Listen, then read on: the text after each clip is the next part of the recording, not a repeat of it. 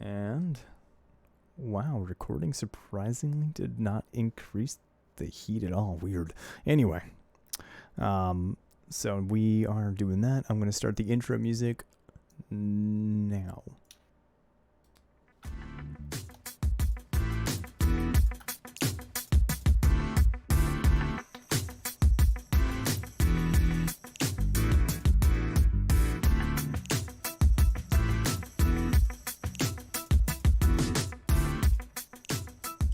All right. Hello and welcome to Temtalk, a podcast about the creature collection MMO Temtem. I'm your host this week, Presby Kennedy, joined as always by the wonderful, the lovely Mr. Gaijin Boo. And special guest this week joining us is Mr. Rishi, fresh off of his tournament victory. Which I want to say Kennedy predicted. Yes, that's Kennedy true. predicted this, and I'm wondering how much money or how much threats Kennedy threw around to make this happen. Because, I mean, he doesn't have many pansons, and he doesn't seem that threatening. I just let Trotter know that if he threw the match, a couple nice things were really coming his way. You know, he might have fixed it like the World Series. No, I'm kidding. Rishi, your win was 100% valid. A couple nice Luma torts were coming his way, huh? Yeah, exactly. Just pad the pockets. But yes, exactly. This week we're going to be covering Plus's tournament. It was the weekly number 39. Mr. Rishi, our tournament victor, kicked butt in it and is joining us here tonight. Rishi, I always give the guests the opportunity to introduce themselves, or I can give them a brief introduction. Which would you prefer? I'll go with introducing myself. Okay, go ahead and let the people I can't talk in front of people. Yeah. Wait, you stream? Oh crap! I'm not supposed to say that yet. But nah, I'm just messing with you. As Kennedy said, I'm Mr. Rishi. I stream at twitch.tv/Mr. Rishi, doing competitive streams, just helping people learn the ropes of competitive, showing people some other sides of competitive, like we just used Shuin and Tataru earlier this week. But yeah, just love Temtem, love playing it, love everything about it. Now, and we give wait. Now, I'd like to take that statement where you said you used Shuin and Tataru. Last I checked, I checked, you called Tataru a failure and useless, if I remember correctly. You know what? So I'm gonna pull a Nixon. So the call is ending. We'll see you later, Rishi. Thank you for showing up. I'm gonna pull a Nixon and delete the tapes. This is gonna be Temtem Gate. Tattergate. Tatergate. And you never saw them. I'm gonna have to breed you a Tataru and name it Tatergate. Yeah, I don't know what you're talking about. I'll pay a pretty penny for that. It fits. Yeah, for anybody wondering, Rishi, I was watching your streams this weekend, and you're running a Rage Tataru comp with Shuin and Tataru. Do you want to talk about the idea behind it a little bit? Yeah, so I'm not the one that came up with the idea. Ali was running it before me, but the person who told me about it, I got done. The day after I won my tourney, I'm like, you know what? I saw Buff Duck running Taifu, and I'm like, you know what? I want to run a fun Tem, and I want to use it in plus OPs next weekly, and I want to try to win with it. Okay, I want to get as far as I can with it, and so I was going through the Temtem list, and Quarter, for those who don't know, amazing caster, Farthing, good friend, Farthing, yes, Quarter Farthing, he was like, what about Shuin plus Tataru? And I'm like, what? That can't be good, right? And then he's like, relax, E-drink Tataru. You swap in Tataru with E-drink into the relax, then you rage, get a free heat up, pretty much. I'm like, hold up, what? This thing has been doing amazing for me. It's not only has it been working really well, it's so much fun. I have 3 relax users on my team. I haven't tested out this version of the team, but I pick Epic, Barnshi, and I have Shuin. So I have all the relax users, but it's really like relax is such a good control move because I also have 2 mentals on my team and 1 chamomile and 1 e-drink. So it's such a good control move that it's really nice to have. Even though it's 1 prio, it puts the whole board to sleep. And it's just I can swap in Tadru, get a free heat up, or get my soft touch value, and it's now the best part. Sorry, I was trying to run a Gaijin commissioned me forever ago to build him a team, and I was trying to make a rage team work. And I was gonna do Tataru, Shuin, Saipat, focusing on just rage. The relax mechanic was what I was missing to kind of like pull it all together because it's like, okay, you gotta use soft touch. Yeah, Major slash after rage with resistance badge and a war drum, maybe. Like that thing is just. No, you gotta use e-drink. You can't use. Oh, you can't use it, but that's okay. Rage plus resistant. Oh, it has to use e-drink, huh? Oh yeah, because it needs to stay awake. That's right. Either way, rage and stab off of major slash. It's just gotta slap. I've seen that thing delete Volas like that. I was versing God of Despair earlier today. They had 100% health Vola. And I think they're like 500 HP on their Vola also. I had a +2 Tadru. I hit that thing with a major slash. That thing went to 0 real quick. Oh my god. It dropped. Yeah, I think the team I made for you, Gaijin, the first iteration, before you got the one from Tsubaki, it was the Mastion you gave me with Rage. Tataru I was gonna get you with Rage, and then a Saipat with Rage, and then it was just like, okay, if he gets a Shuin on here, this is it. This is it. You just you throw out Shuin, you swap something in, and you rage, and you sacrifice Shuin, and then you just try and win. Yo. But yeah, the relax gives you the extra control to actually have like some sticking power. I'm not actually running or sacrifice on my Shuin, which I've been thinking about, but I haven't yet. Like, I don't know. I just like Ninja Jutsu. You need Aqua Bullet Hell. You need Crystal Bite. And Ninja Jutsu is just really nice for sniping like Volfies and stuff. Yeah. Friend of the show, Muzz, she ran a Shuin as her main support Tem in the academy when I was running it. And just like Shuin is I always hate Shuin because it's so fragile. It has like 45 base HP or something low, and it like I always just think that Tim is just like a tickle away from dying, and Shuin lives like 1 round, barely survives, and is on like right at HP, and that's where like sacrifice is like really useful, where it's like it doesn't matter how close it is to dying, like as long as it's not dying in 1 hit, the sacrifice is still the +2/+2 defenses. So you've got me interested now. I'm gonna do a live damage calc real quick. Let's see if +1 Oshi from Yowler Oko's my Shuin. I say yes. I say yes every day. Well, you will be surprised. It does 86% to it. What?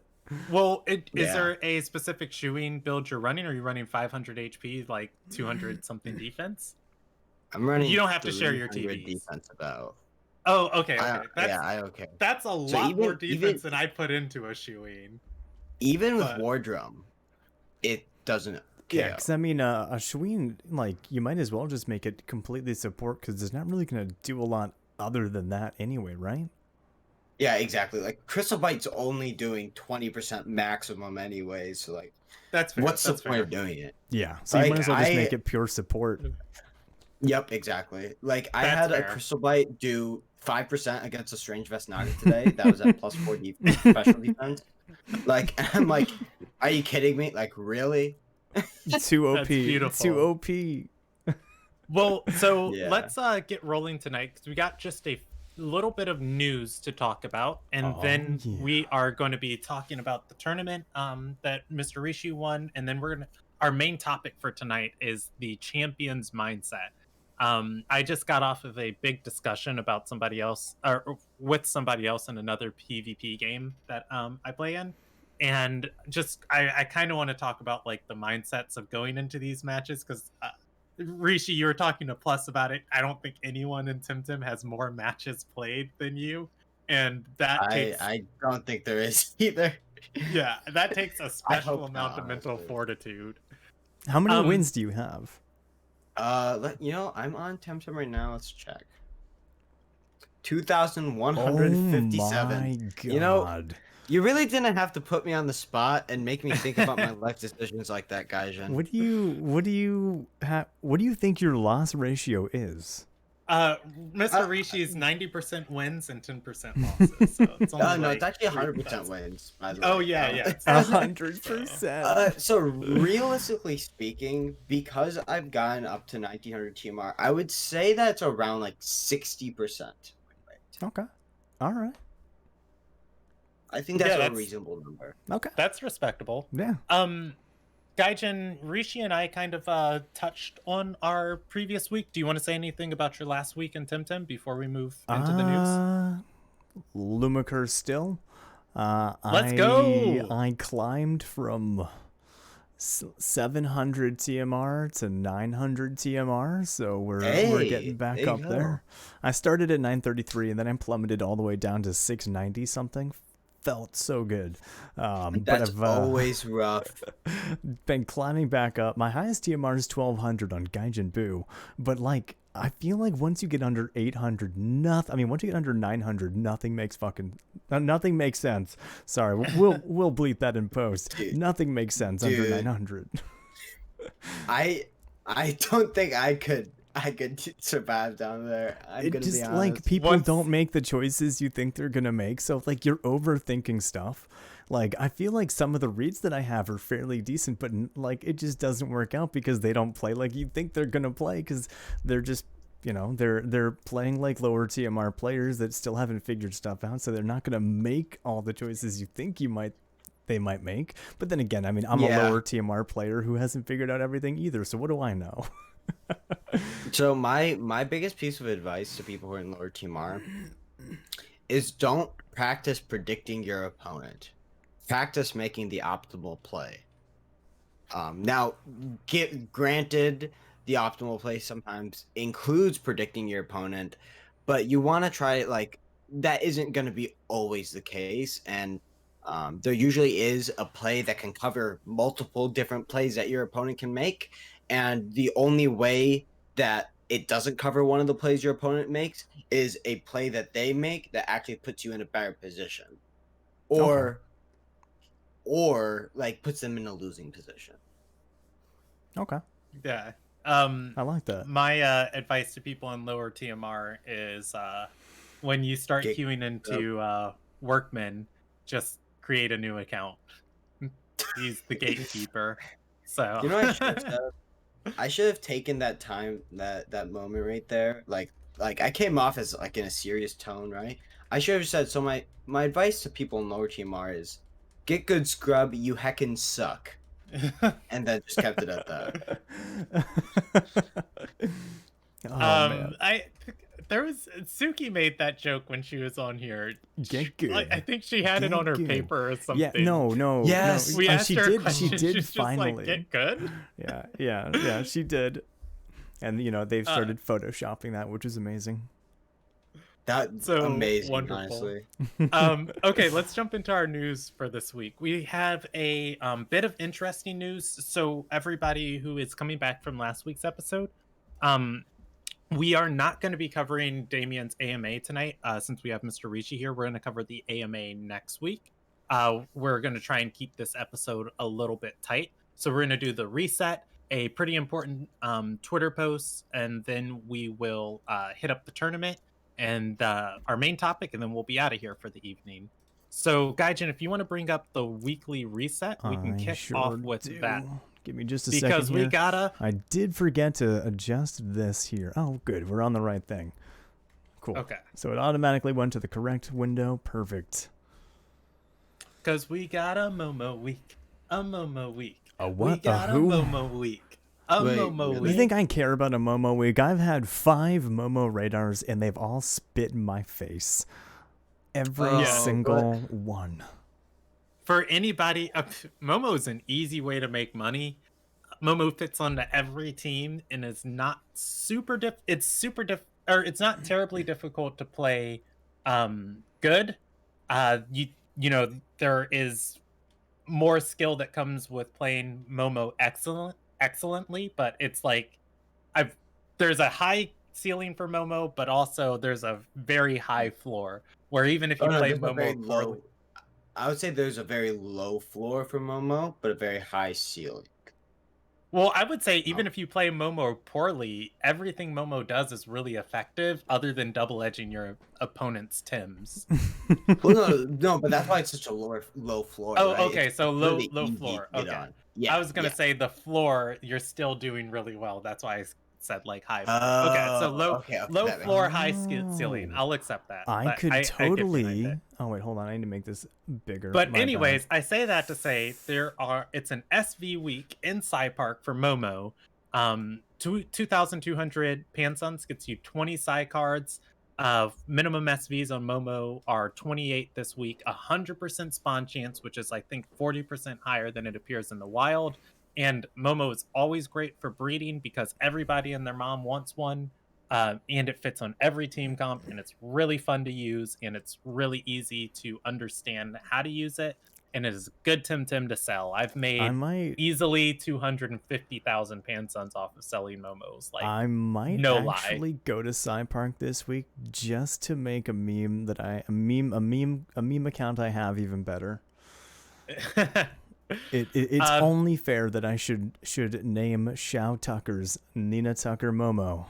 I don't like that, and I don't like you. Oh yeah, my PS5 account is. Oh damn it! I forgot to add your webcam to this. My B Rishi. You're talking about FMAB. Yeah, I am. No. That's a funny story though. So, I'm talking about Nia Tucker, and I say funny story. What the? Yeah, sorry. A horrible man. What a horrible human. So I got my girlfriend into anime.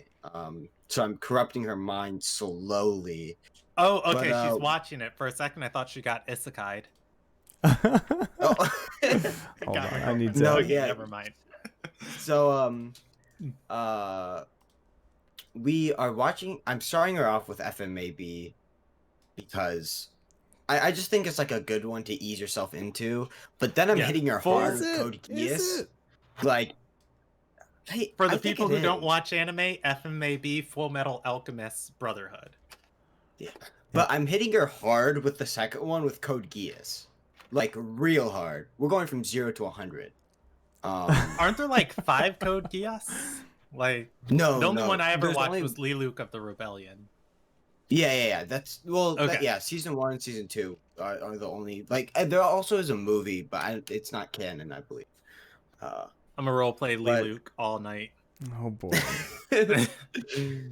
But when she didn't flinch at the Nina Tucker scene, I'm like, who am I dating? She has no soul. Get out she's now. She's like, wait, what happened? And I'm like, I explained to her what happened. She's like, oh.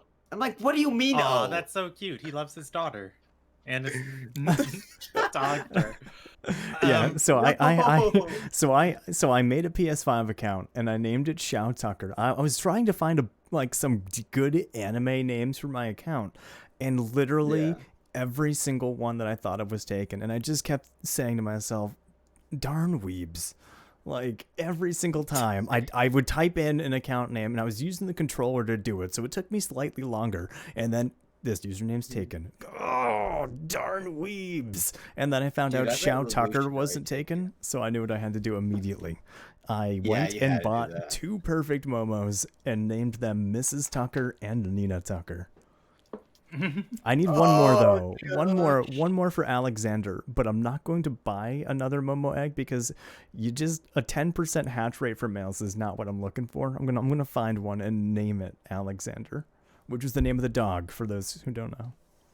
Alexander. Well, the second learn with me. Edward. The second Tem that's inside park this week is Orophyll at 100% spawn rate. Not as easily sellable and breedable as Momo's, but still a pretty good Tem. Very good for a lot of like free Tem or PvE content. Also really good in PvP. A lot of people use Nidrasils.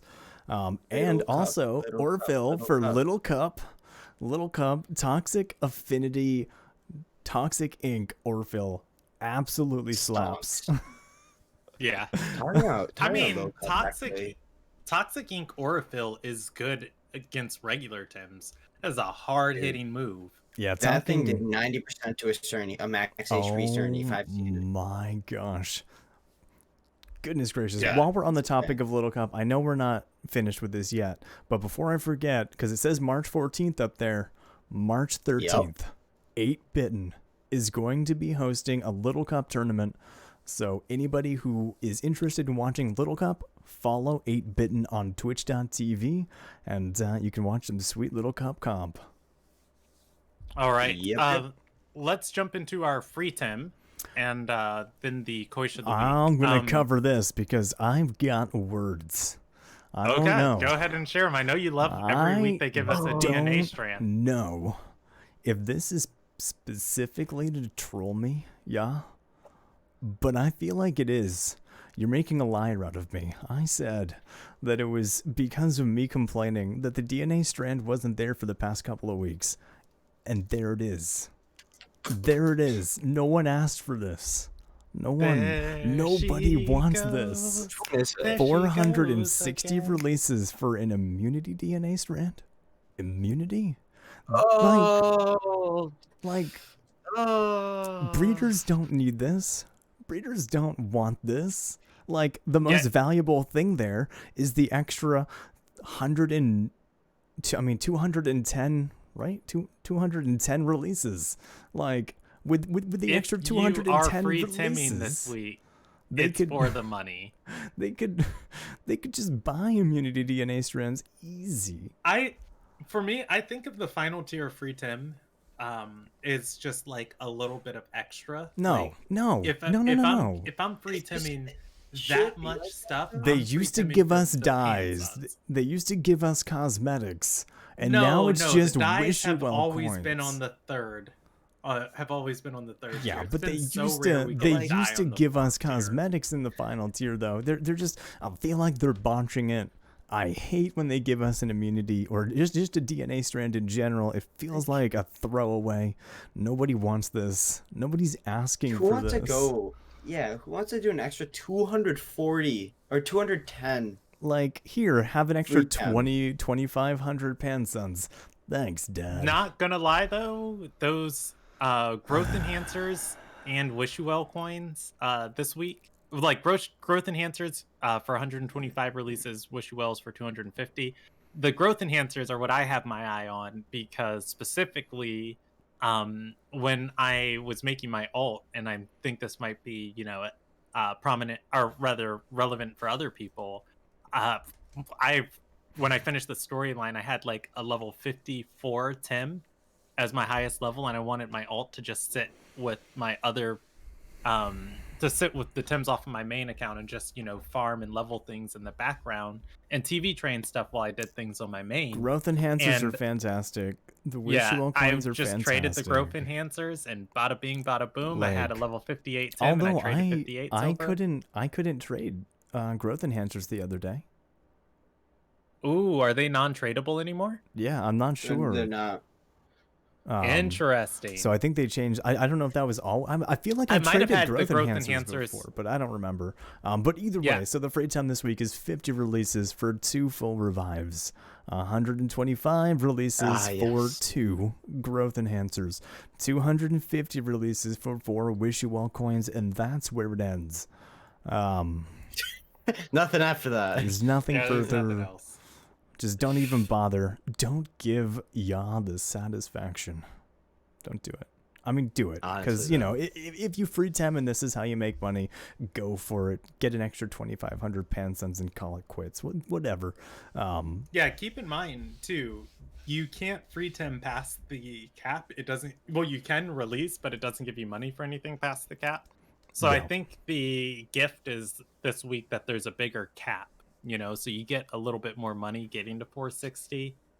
But the item at 460 isn't as valuable, so that's why I just say like that's just kind of a sprinkle of like, oh, you got to 460, take your DNA strand or it's something. Like I feel like it's more of like a slap in the face, because the high tiers used to mean something, and then people complained because 500 and 600 releases are too high. Oh geez. All the things you can get off the high tiers you can get from the 3-item deliveries from the post office or the fishing quests. And this has nothing to do with fishing or post deliveries. But I'm just saying, if you're going for like, if you're trying to free Tem for like whatever they're giving, I just feel like there are better ways like throughout the week. I don't know. It doesn't. It just feels bad. Like, I know if you're releasing this many, you're generally doing it just for free Tem, but I feel like there should be a reward for actually doing it. That's a lot of work and effort to put in for an extra 2,500 Pansuns. It just, give us something. Yeah. Give us cosmetics back. Give us at least dyes or something. I don't know. I don't like it. Either way, the Koish this week is toxic. It's the Pompadour King. It's the Elvis Presley. Go get it. Go get yourself some. I'd say it's probably... What happened to your camera? Kennedy? My camera? Yeah, damn. Did you close the tab? I didn't. The stream idea you are publishing to is already in use. Please try again with a different invite link or refresh to retry again. Okay, I guess send me another code. Send me another code. Anyway, so we got the Pompadour King. We got the Elvis Presley. I don't know. I think Toxic Koish is probably the best looking of all the Koish, to be honest. It's the punk rock princess, if you will. It's pretty awesome. Ooh. Nature Koish looks kind of cool though. Also, it looks like a Koish. Mental Koish. Mental Koish, I do like. I do like Mental Koish. I don't really like a lot of them, but Digital Koish, I don't like. Fire Koish, I'm sick and tired of seeing. Oh my gosh. I mean, I don't blame you. A lot of people are pretty sick and tired of seeing Fire Koish because Quetzalcoatl needs a little bit of a nerf. It should at the very least be a 2-hold, like a 1-hold. I don't know about that actually. I think it's more of a Synergy Master that needs to be nerfed. I think Quetzalcoatl does need a bit of a base power nerf. Yeah, but I don't think it needs to be 1-hold. I don't know. I mean, obviously there's ways to deal with it. It's not impossible to deal with, and people have worked ways to handle it. But I feel like it's just, I don't know. Like it's too centralizing. It's just, as soon as it was released, it was the meta. It's a really powerful thing, and basically if you don't have anything to swap into it, it's essentially a death sentence. Yeah. Oh, Quetzal, when you know how to use Quetzal, feels good. When you don't, feels bad. Well, it's not about using. It's not about reset. It's not about using Quetzal. It's about like knowing, having something to swap into Quetzal. Yeah, I mean, and that just comes with team building nowadays. Well, yeah, I know, but still, it's like, imagine if Gamma Burst was a turn 1, like, yeah, that's essentially what it is. I mean, but we have Water Cutting Lily that synergizes to 148. You have to also take in consideration which is still weaker than Front Whip, the typings that they are, and also the move distribution. Quetzalcoatl, it's the synergy is what does it for me, I think. Yeah. And Synergy Master accessibility. Yeah. Synergy Master is real strong. Yeah, it wasn't too strong with Ukama or not Ukama, but Adoro, because there weren't many things that synergize. And like Adoro wasn't a super good Tem, especially in Tukba. Yeah. But you give it to a Tem with an amazing typing, offensive typing and defensive typing, very good stats. Well, not extremely good stats, but decent stats, and give it an amazing move pool, that stuff is gonna fly off the shelves. Mm-hmm. Yeah, I mean, Synergy Master Koi should just, I mean, once the game releases, it's gonna be like when everything's available and we see all the different synergy moves and all the different tems that can utilize them. It's gonna be really interesting to see. I mean, there's going to be Koish on basically every team still. It just Synergy Master, unless they change it, is too OP to not want on a team. Yeah, and with all the moves that are probably gonna have synergies, it just makes sense. I think they will end up changing it, because it is a bit too over centralizing to the meta. Like, I don't want to compare it to Kinu Gaialis because it isn't as bad as Kinu Gaialis, but it is bad. And I don't think Quetzalino is the problem. I think Quetzalino, it's Gaijin, you understand what I'm talking about. It matters. Quit being a stickler for the tiny things. It's not that hard. Len, feel the essence of the discussion, okay? Just say Len, yo. I don't think Quetzal is the problem because we have other moves that have, deal more damage on a turn 0 move with, a higher priority. I think to the essence of what you guys are saying, it's the kits that the Tems that have access to Quetzal is the issue, because the Tems that have like Water Cutting Lily, offensively, when they get ahead in the game, they can't absolutely run away with the game that the fire Tems that have access to Quetzal do. Like if a Kapire gets a heat up and then starts Quetzaling, it's killing everything. It's GG's if a Kapire gets a heat up off. I mean, Kapire alone if a Raiken so fast already. If a Raiken gets a Prideful off of a Quetzal, it's going to get stronger and stronger. And then the Koish obviously has the Synergy Master. Mm-hmm. And Quetzal is a tool in these things, toolkits, but it's the other aspects of the kit that makes Quetzal so powerful. Whereas, like if you look at Cernif with like settling takes time to ramp up. And just because it's killing with Water Cutting Lily doesn't necessarily mean every next Water Cutting Lily is like the end of the world. Yeah, and well there's so many things that Water Cutting Lily doesn't do as much to. Yeah, exactly. You have to look at the offensive typing. Nature is actually a bit worse of an offensive typing than fire. It is like a Water Cutting Lily into a Volarend versus a Quetzaleno Synergy Master into anything water. It does so much more damage at the half damage resistance. Like, it's still way more powerful.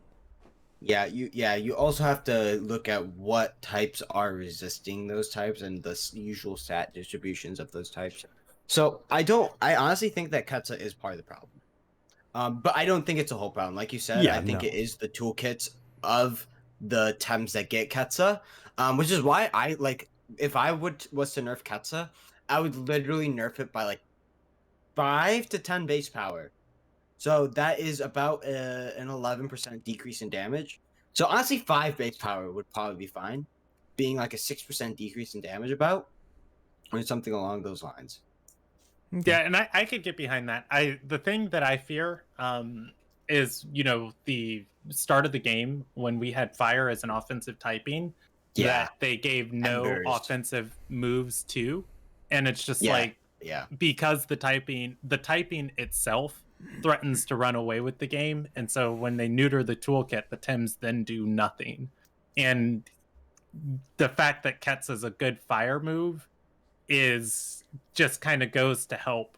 Fire is a type that it can run away with the game, like the Raikens, the Kapires, the Mastions, the vigorous Volcranes, that when they get the opportunity to get those hard hitting heavy moves that like their kits are built around, it's more so their kits coming together to actually work than I think like Quetzal being like unbearable.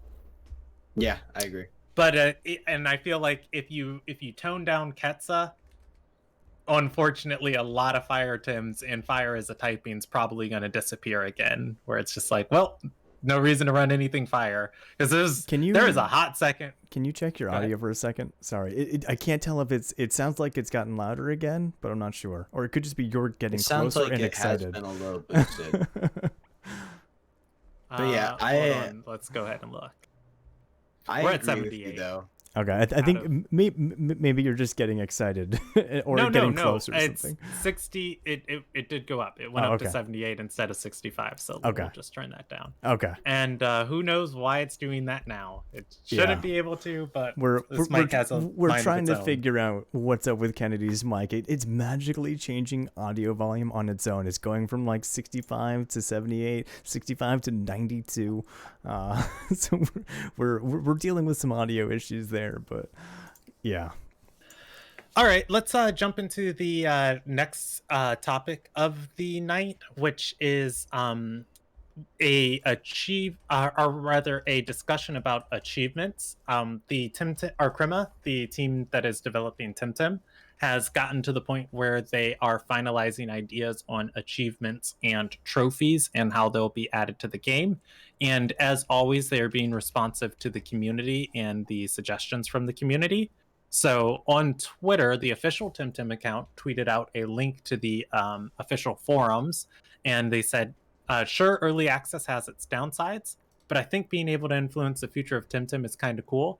Today is one of those days where we want to hear from you. Come and share your ideas for neat achievements and trophies.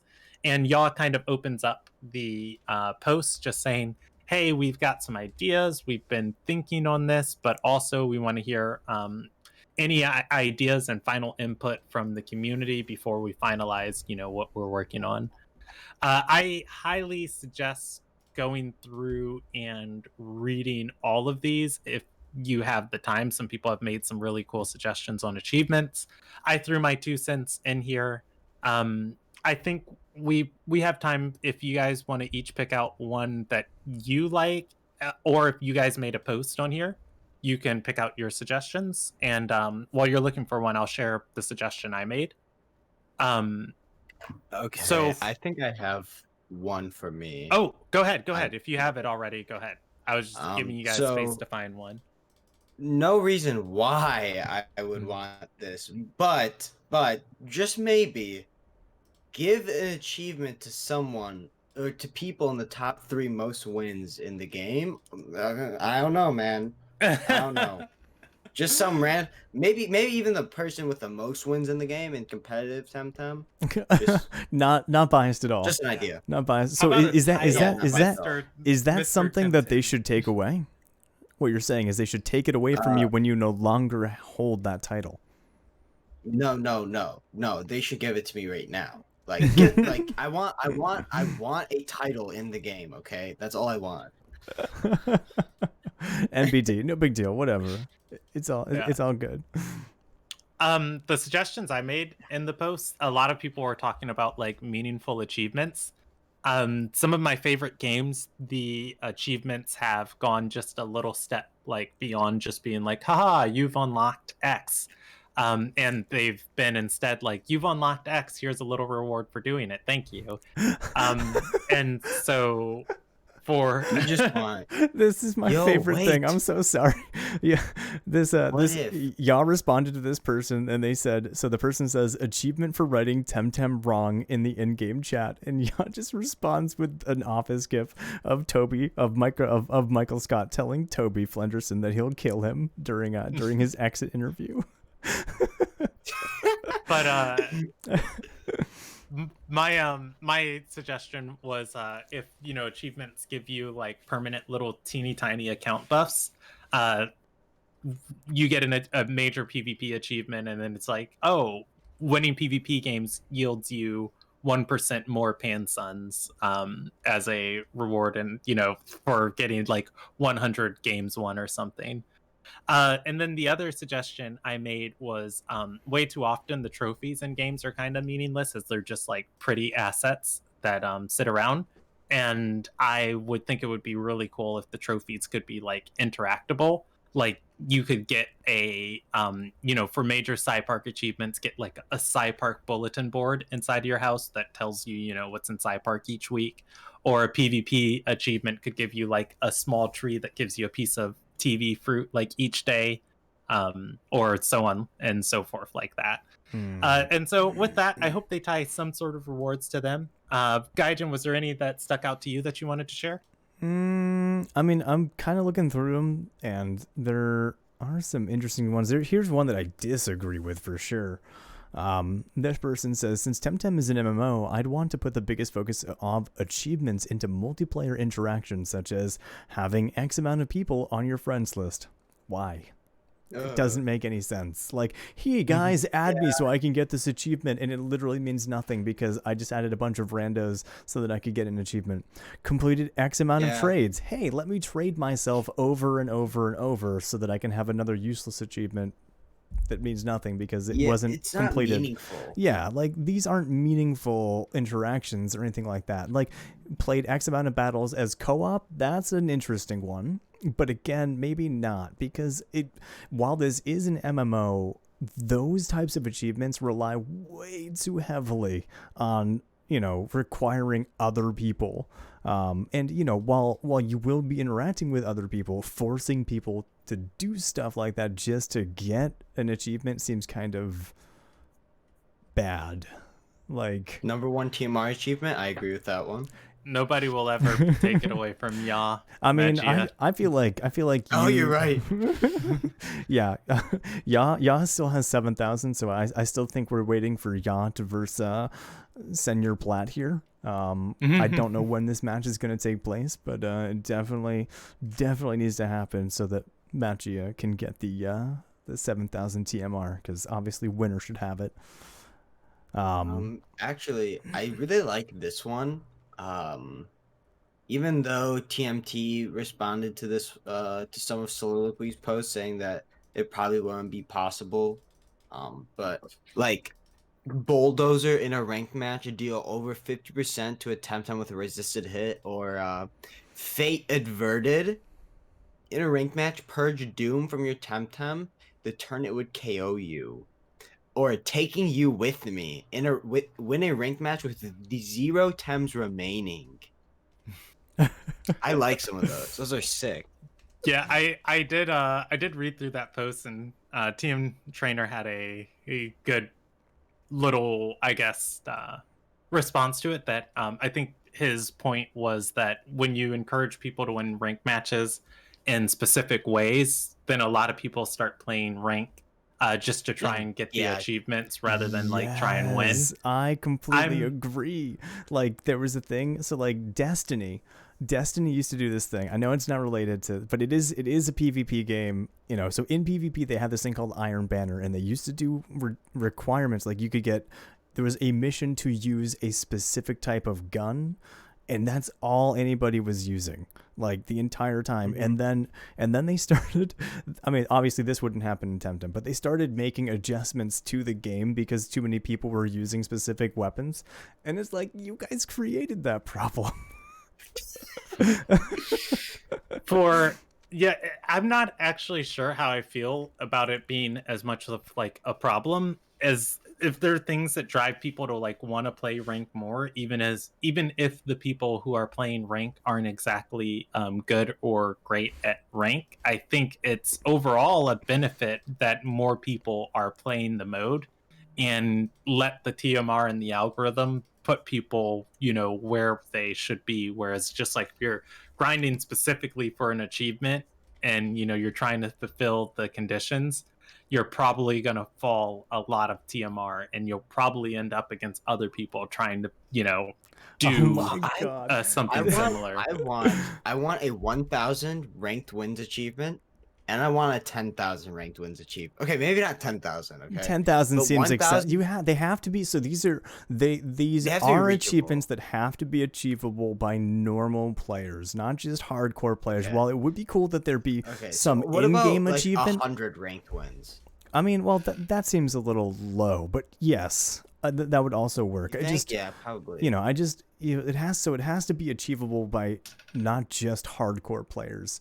Because yes, they're they need to be meaningful. But I think maybe if they had different sets of achievements, so obviously we're thinking Steam achievements, PlayStation achievements, Xbox achievements, but they could also have maybe in-game ones for more glorified ones where you get a title or something. So like, for example, 5,000 PvP wins or something, like you get a title. So I think that would be an interesting idea. Having different sets. I hope they really take time to sit down and think about these, because achievements are a really good way to drive player interaction and player engagement. But it's also a way to easily burn out your player base. And if you were to, say, like, play 100 games during a PvP season, people are going to grind that out and play 100 games as soon as the PvP season starts, and then they're probably done. Whereas if a PvP season lasts for like 2 months and the achievement is play PvP for 20 or 30 days, then no matter what, players are going to kind of be like logging on, play a match or play another match. And then that achievement gives like longevity to the game rather than, people striving. Yeah. I want daily achievements, but the only fear with daily achievements is that, like, if the achievement resets every day, of just like, how do they implement the reward structure, or if like there's achievement points or what, of just like, do this today, you got the achievement. And then it's more like a daily currency quest. What the new currency that they showed off? Yeah, that would be interesting. But I think that has to do something with achievements. But achievements are probably for full release, or like Arbory, probably. Yeah, I was gonna say, I feel like that currency is tied to Sapanku, or at least something with the next patch. But anyways, I think you're right. I hope they put a lot of thought into this. I hope we get some really cool systems out of it. The Chroma team always. I do like strip clubs suggestions here, although I feel like this is intended for them a little bit. Prosperous, Deep Pockets Millionaire, and Prosperous. I think strip club is probably one of the richest people in Temtem at the moment. So I feel like these are little designed for them. I like them. So No Way Back, Reach Tukma. I think that's fantastic. It's simple, it's guaranteed, and it's a great title for an achievement. Luma Hunter, find 10 Lumas. I think that's good. Because, finding one Luma, I guess maybe they could give something for it, like, your first finding or something. 10, I will never do that. 10 feels like an actual Luma Hunter. Koish fan, turn in X55s. Now hold on, okay, Strip Club. 155 is hard enough for some people. So turning in X, I mean, at least to make it 5, turn in 555s, right? Make it all go. But I like that. Deep Pockets, Millionaire, Prosperous. I think those are good. Dojo Breaker, beat all dojo leaders and have no Thames faint. I think that is a very interesting one. It adds challenge, and it's good. Beat all dojo leaders, have no Thames faint. You were only allowed to use Thames 15 levels weaker than the leaders. Battle Master. Oh my gosh. Oh boy. Yo, okay, wait. Okay, hold up. That is just not. No. Strip club's insane, apparently. Okay, so I like some of strip clubs. This one, while interesting, seems a little insane. No. Battle Master? Don't think that's possible, honestly. I suggest anybody interested in these. Oh, go ahead. Kinu and Saku, that could get you Battle Master, maybe. It'd have to be hard salad. It would have to be. That's the only way to do it. I suggest anybody interested in these definitely go to the official Twitter account. The link is tweeted out, and definitely go to the forums, throw in your input, read, respond, chuckle, laugh, judge some of the other comments there. All right, let's move on to the tournament that we were going to be talking about tonight, the Plus Weekly 39. I wish I knew somebody who competed in this. Yeah, I wish. You heard that, Tony. Did you guys even hear about the caster who was like casting the Swiss rounds? I heard they're like, I don't know. I heard they're cool. Maybe we can get them on really Temtalk. lame. Yeah, let's not get them on Temtalk. I heard it took them. I heard it took them long enough to start casting you again. guys are saying a lot of mean things about Plus, and I'm gonna let them know. I mean, good. Tell them. You guys, okay.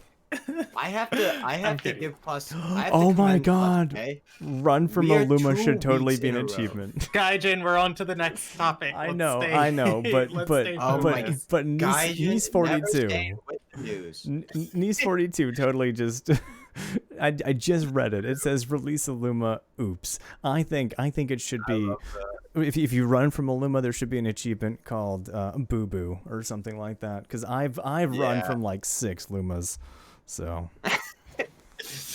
Dude, okay, so what was I gonna say?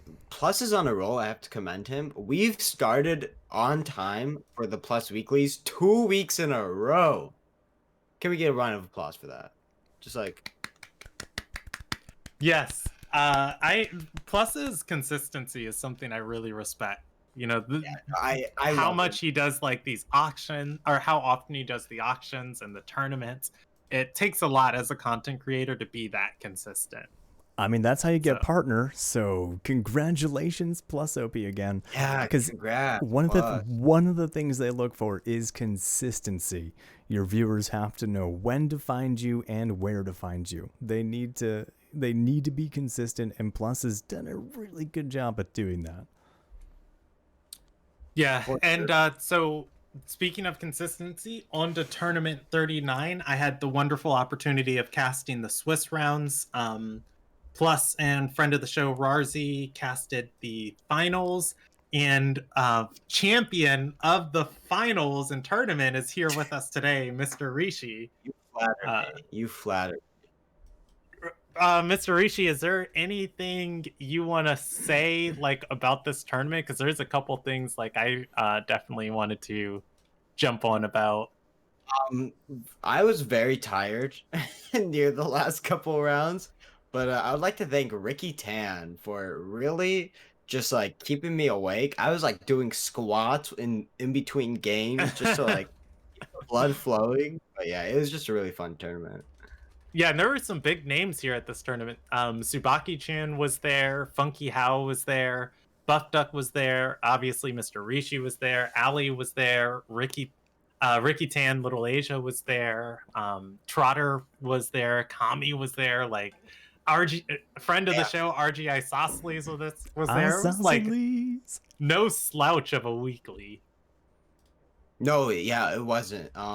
We were only really missing Matt because Matt decided to not show up, huh? Yeah, he just wasn't there. Like, if we had Matt in that tournament and like Bennett, but like I know Bennett is asleep during those tournaments. I needed it would just be. Speaking of Matt, you, Mr. Rishi, in your winner's interview that night with Plus to like do the Bakugo thing at the on My Hero Academia. It's like, it's not a real victory. Just throw it down. It's like, unless I beat Magia, I don't want your championship title.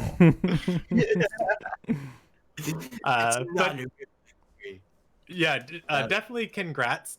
Though Rishi, I think what comp were you running that night? Did you have 3 Fire Tims?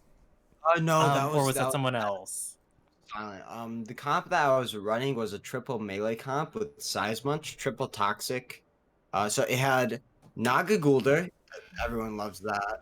Naga Gulder, Volarend, Mushhook, Gaialis, Size Munch, Barnchy, and Grumper. Now, that was my comp that day. I've heard that it was a special attack Martial Strike Size Munch. How did you know? No, the only person who was Denmark.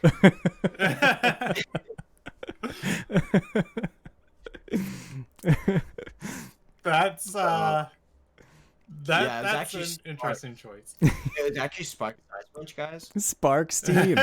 you guys heard it here. Spark stonks through the roof. I remember now why I was thinking about the triple fire team, because Ali was actually running a triple fire team, And that was I said as soon as I finished casting the Swiss rounds and I was like signing off and saying goodbye to Plus, I was like, yep, and I'm gonna interview tournament champion Rishi Monday night.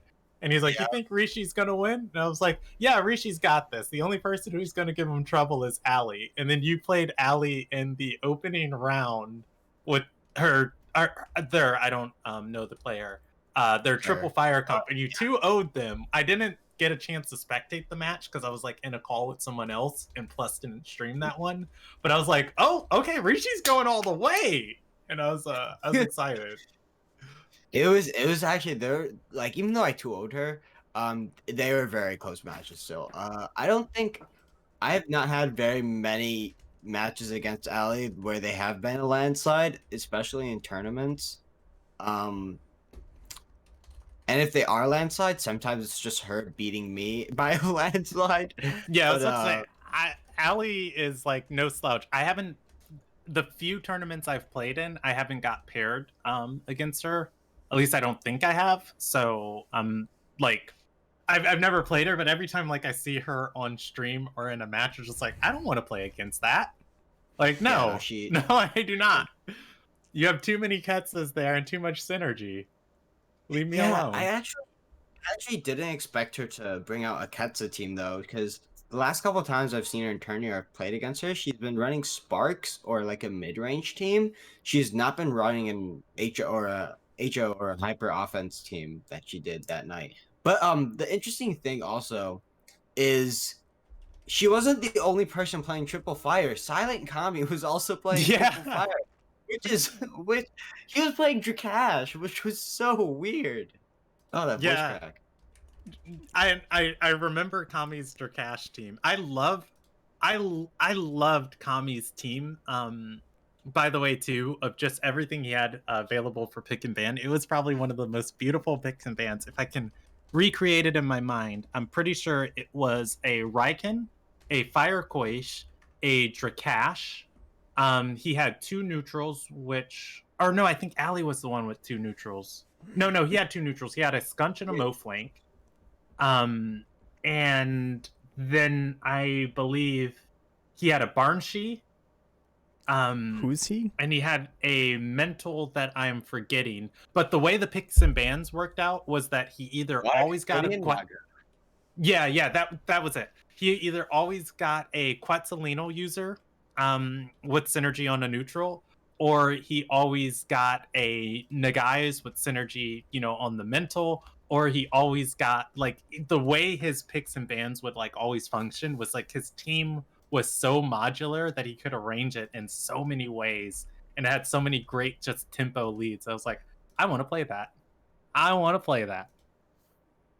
Yeah, like it's actually kind of funny because I think the day after, so today actually, because I streamed my Shuin matches yesterday. He picked up Shuin the same day that I streamed it, and that was just coincidence. And so today he was streaming his Shuin matches. So we're probably both gonna pull up to Plus tourney. Hopefully. I don't know. I'm hopefully gonna be changing my Shuin team until then. And I'll see if he is gonna be keeping it. Next week's weekly is just gonna be the Shuin Cup. Yeah, exactly. Shuin Cup. Just the Shuin Cup. I'm actually I'm on break with the guild that I raid with on Friday nights. So if I'm not casting again next week, I might try and enter. I might be feeling a little bit inspired. Do it. I'd like to brag. I have a record in tournaments of going 2-4, so you better watch out. You might be one of the 2 matches I take. Oh no. Well, I don't know. I've trained up 1 tournament champion with the academy, so Are you talking about Johnny Vinsmoke? Johnny Vinsmoke is the pride and glory of the academy. Speaking of the academy, when's it happen again? When's it happening again? Definitely not anytime soon, unfortunately. My my life is taking huge leaps, and this summer I am moving back to the South, and so I'm going to have to kind of get a lot of things in order before then, which means less and less free time. But I'm not worried about that. When it comes, it comes. But hey, probably next August. There we go. Does that mean you'll still have time to do some casting and stuff like that? Oh yeah, definitely. The Academy was life consuming. Like I would go to sleep Academy, wake up Academy, stream Academy, you know, and I work a full-time job too, so I can't just afford to put, you know, that much of my life to like one thing again. That said though, how am I ever going to find new up-and-comer players if I can't just steal them all from the Academy for the Foundation? I mean, I was depending on this. This was my recruitment tool. And you told me about Johnny Vinsmoke before it was already too late. What we have to do is we just have to perform well inside of tournaments and recruit our simps that follow.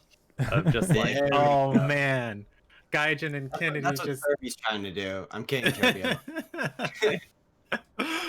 All right, so Rishi, did you want to say anything about this tournament before we kind of talk about mindset? Because there was a couple things you brought up in the interview that night that I did want to touch on and like build on tonight. Nothing specifically about the tournament, no. All right, so Rishi, my first question of the night to you to kind of like kick off this discussion. We're going to be talking about like the champion's mindset. How many games did you lose on Pokemon Ladder before you got good at Pokemon? Oh, I remember you mentioned your run rate, and I was like, no way. So the first season I actually played competitive Pokemon, like the first month. I don't think it was a 10% win rate, but it was below 50, way below 50. I think I played a total of 1,000 games, and to be fair, these games are much faster than Temtem games, and queue times are much smaller. But I probably played 1,000 games and lost 700 of them. Oh. So I just got off like a big discussion with one of my friends in another Discord, and we were talking about kind of like the mindset it takes to improve and be willing to like improve. Is there anything that you would say was integral in like your thought process to helping you like get better? And I know that's kind of a big question, and I can narrow it down if you need me to. So I think I know what you're trying to get at. I think the biggest thing about it, like the biggest thing you have to think about is being willing to like try to like, if you get tilted and stuff, okay? Being able to recognize your tilt and try to like let go of those feelings, which is very hard to do. But then looking back in the game you just lost or even sometimes won, because it may not be a clean win, right? Maybe a messy win, things that you know you could have done better. And thinking back or even recording and then looking back at the game and being like, what could I have done better? Could I have done a better play here? Could I have bought, or like because I know you were talking about League of Legends earlier with the person that you're talking to, could I have bought a better item here? Or in Temtem, could I have trained my Temtem better? Could I have done pick and ban better? Could I have sent this Temtem out here at a different time? Could I have clicked this move on this Temtem instead of this Temtem? Should I have not clicked this move at all? Stuff like that. Those are the questions you need to be asking yourself. You need to be willing to ask yourself those questions. If you don't, then I don't think you can ever grow as a player, or you will have a very hard time growing as a player. When I was doing the academy, I had to break players' brains, in not in the way of like, I'm going to tell you something that's going to blow your mind, of just like the way you consciously like approach human communication. If you want to improve, you have to like break your mentality of that, of like when I would help people review their games and find like areas where they can improve. It would be like, okay, so the game was lost here and this kind of decision was made, an opportunity. So, well, I made that decision because and it's like, okay, I understand why you made the decision, but like, let's look. And so, well, what is it? And it's like, look, did it work? No, but I was trying to do. It's like, if it didn't work, listen, just break your brain of like, I understand why you made the decision you made, but let's agree that the game was lost and you didn't make the right decision. So like, break your brain of like that mentality and just be willing to review, I guess, and just kind of accept like the new ideas and the ways like to build upon. The thing that I respect about you, Rishi, is you are a true story of Temtem of using failure as a means to as a lesson to get it better and better and better and better and better and better. I personally I personally have a hard relationship with failure, and I've been afraid to jump into competitive because of my relationship with failure. And like when I watch your streams a lot, and it's just like Rishi just goes ham. Like you go ham, and win or lose, you take like notes and build upon your strategies going into like the next games and stuff. And I need to do better about that, like myself. And that's like one of the main things I wanted to push to everybody tonight. Like the champion's mindset, everything is a lesson. Mm-hmm. Every win or loss, everything's a lesson. If you lost for a reason. Going back and trying to figure out what that reason was and learning from it is just, invaluable. And that's how you get better. You're never going to just build a team and then all of a sudden be slapping down Matt Gia from the top of the ladder. Just, it's not going to happen. Like, you're not going to just win your way and never lose to get to the top of the ladder. Yeah, you have to take those losses and don't look at them as oh man, I suck at this, I'm terrible, I'm just going to stop.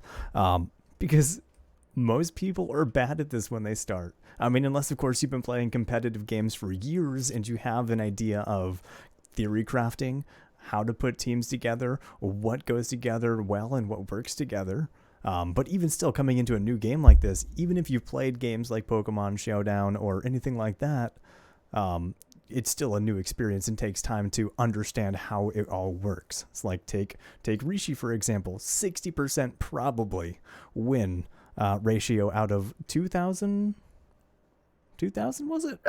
Well, with 2,157 wins or something like 2,157.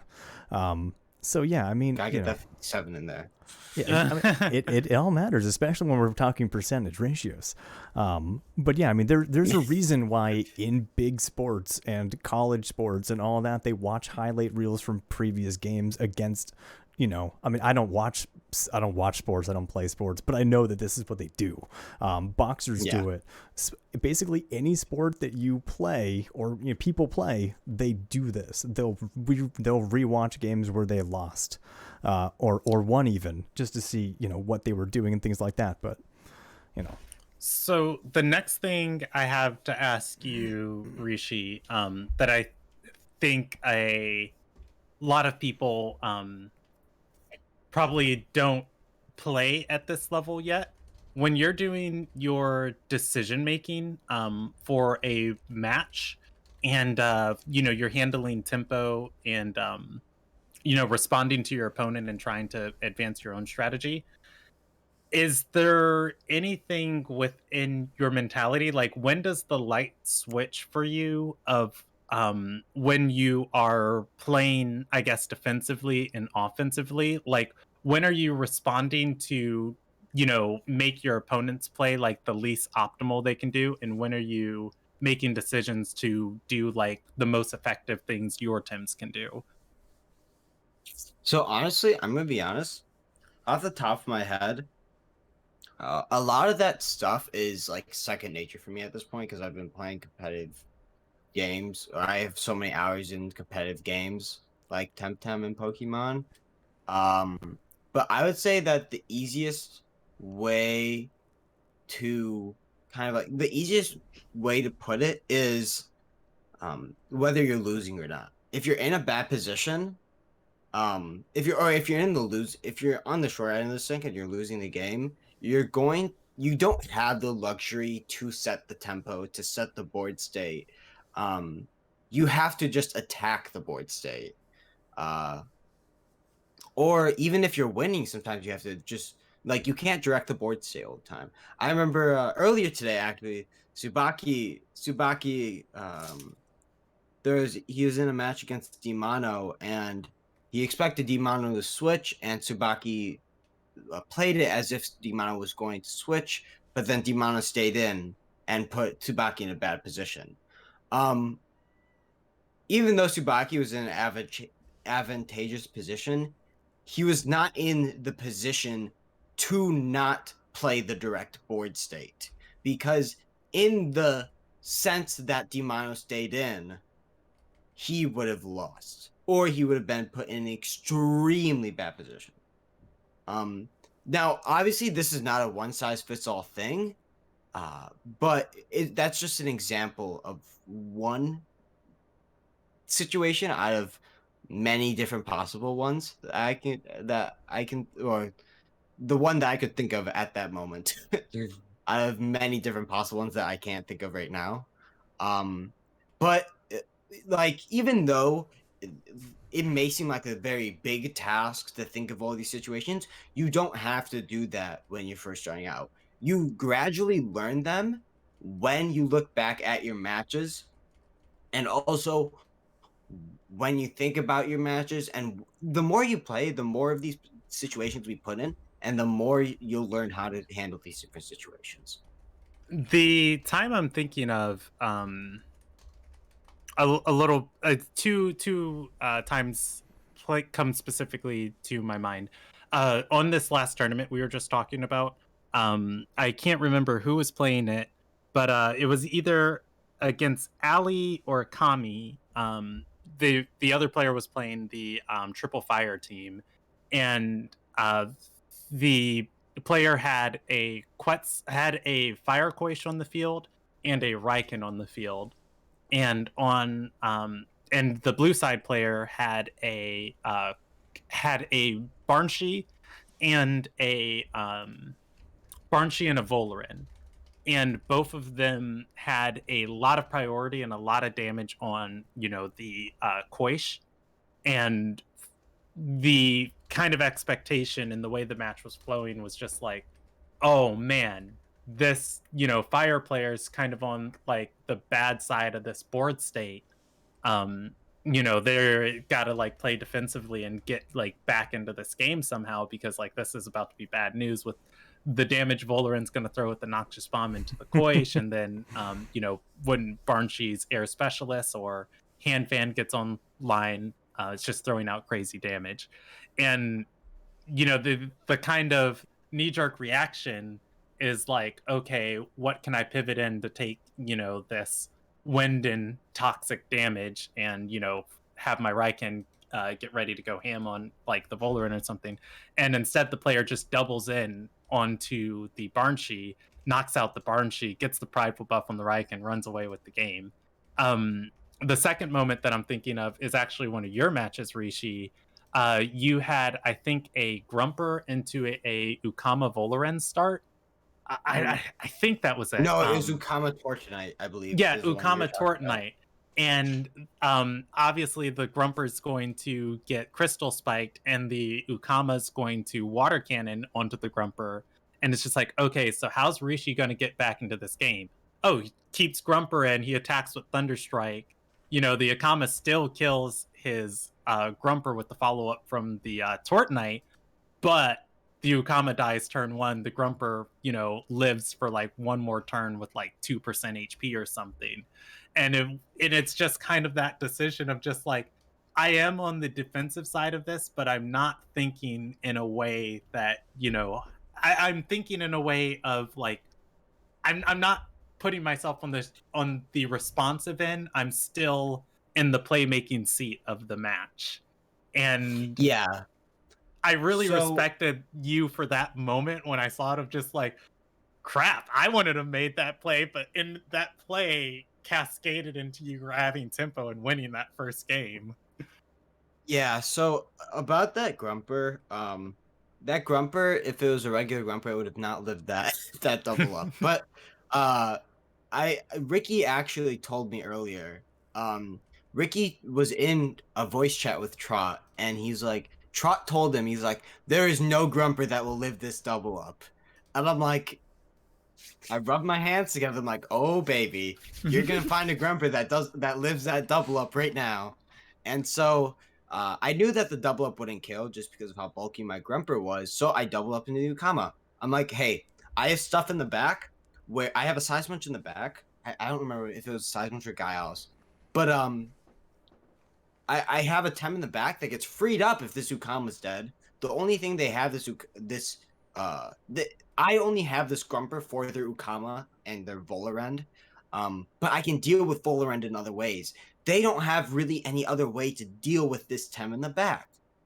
And so if I trade this Ukama for my Grumper, I'm in a much better position than if I swap out into a Tem that doesn't really take the double up very well when Grumper doesn't take the double up very well, but it does live nonetheless. So I am hearing you, and I'm just like thinking of how that translates, and I guess that translates into just doing the legwork right there. And it's so because what you're saying is you knew it was going to live. For me, when I was watching that, I was just like, holy crap, that's definitely a way to approach this matchup, because I just thought that everything else you were going to play into in that round was just kind of like more of a defensive footing, and this was like, okay, I'm going to take the brunt of this attack and try and get the best play I can out of it. But instead, what you're telling me is that, you knew beforehand how powerful, like, what your Temps could do. And so I guess into this discussion, I will throw it to all of the listeners. Do your work beforehand. Do your research. Do your homework. Pat has do a your very TV good spreads. point here. Pat did a very good TLDR for me. You have to play this game as a 5v5, not a 2v2. That is a very good way of putting it. I really like that. As a newer competitive player, I can tell you right now that mindset is incredibly hard to get out of. I notoriously am terrible at hitting X. I am basically never looking at the back, never looking at what is possibly going to happen. I'm looking at what's on the field right now and what I should be doing to address those two Tems. And I never think of what's in the back or anything like that. I mean, I'm getting better about it. And I think, with chat yelling at me, press X, press X, press X. I'm getting a little bit better about it, and I think that's part of why I'm starting to climb up the ladder a little bit. I've made a couple of team adjustments, but mostly I think it's just paying attention and focusing on the team as a whole and how to address it versus what do I do to these two.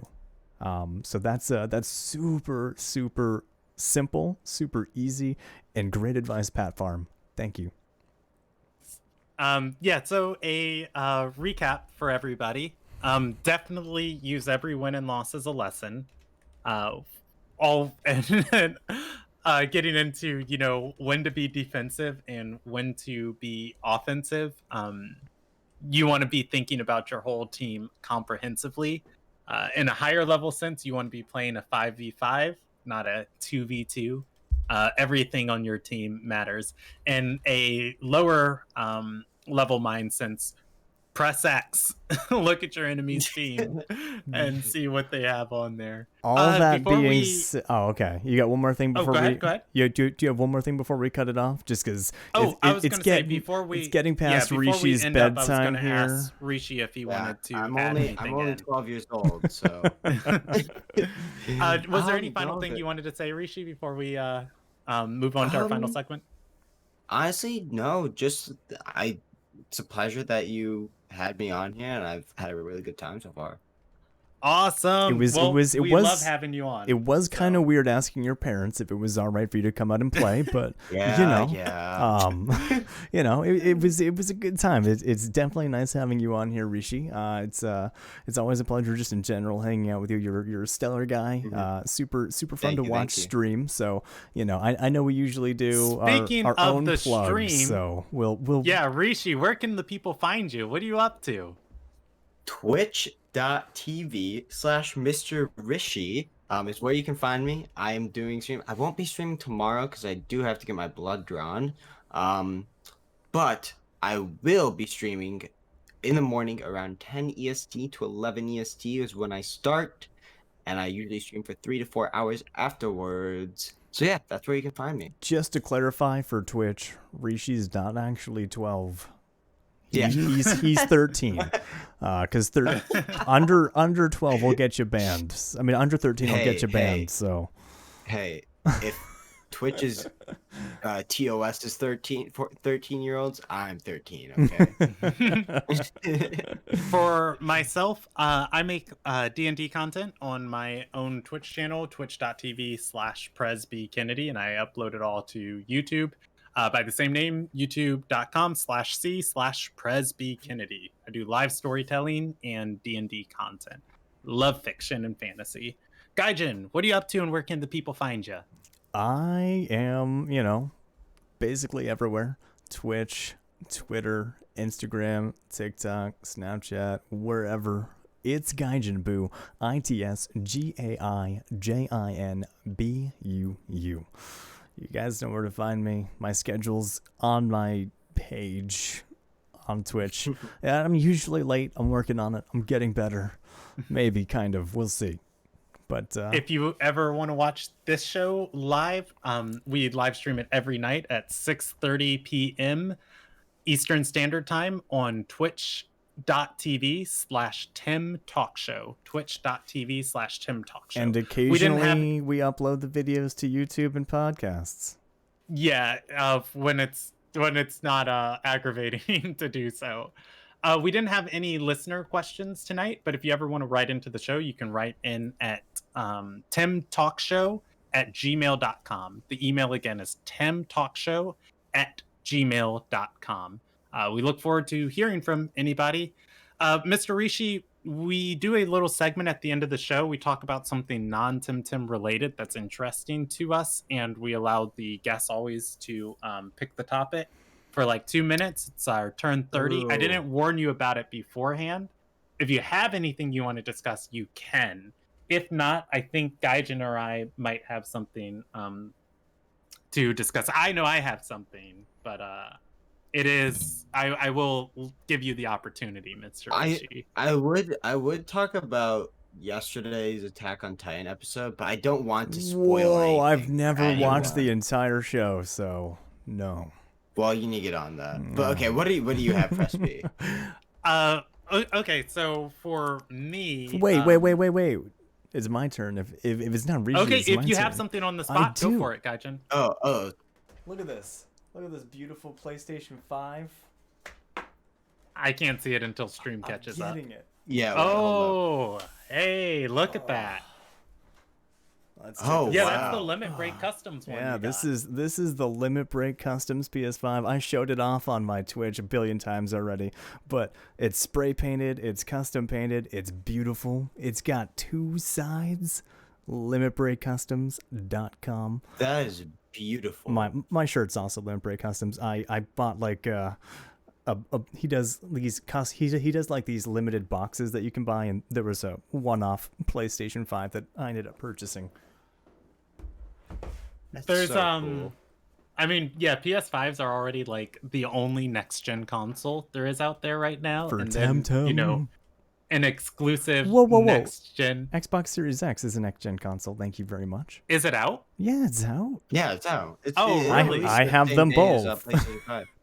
Oh, okay, I didn't know that. That just like that. Okay. It's not that custom. just shows how much console gaming I do. So I'll take back all of my comment. I love my consoles. Just being able to hook it up to a big TV and not have to worry about dragging my like 50-pound computer upstairs is a pretty good benefit for me. So.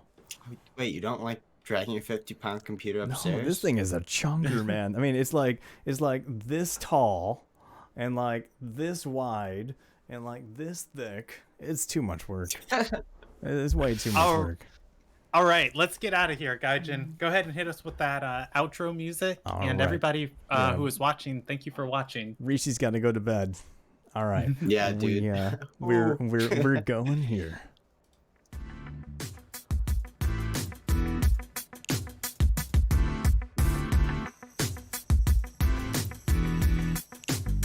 I'll tell you.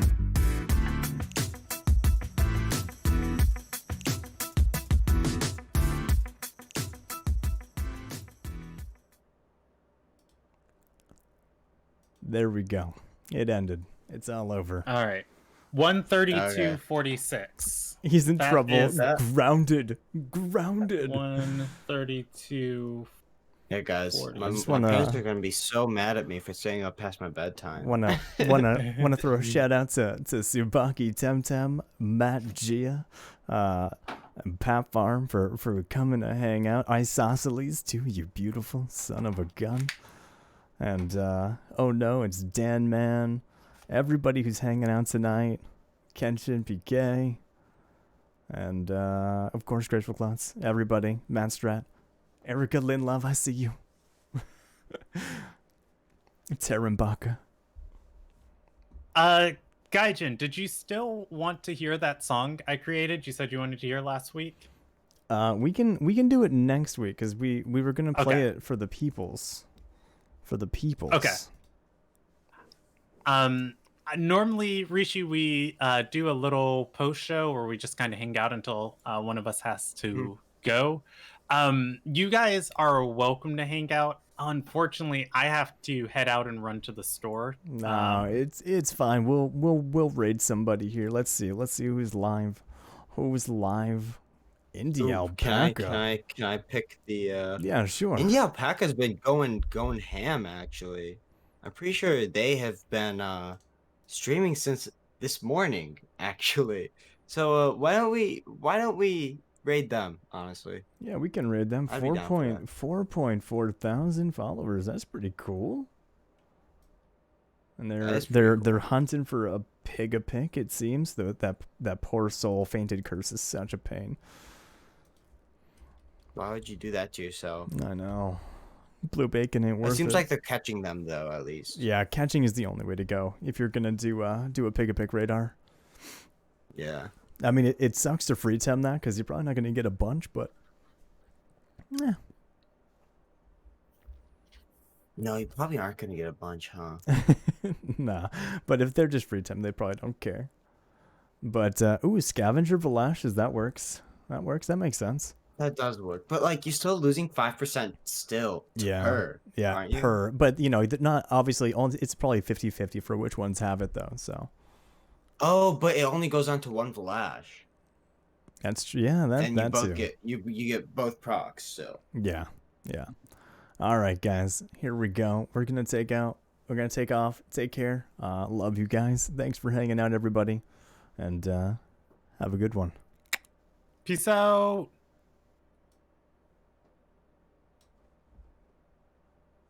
Boom. There we go. All right.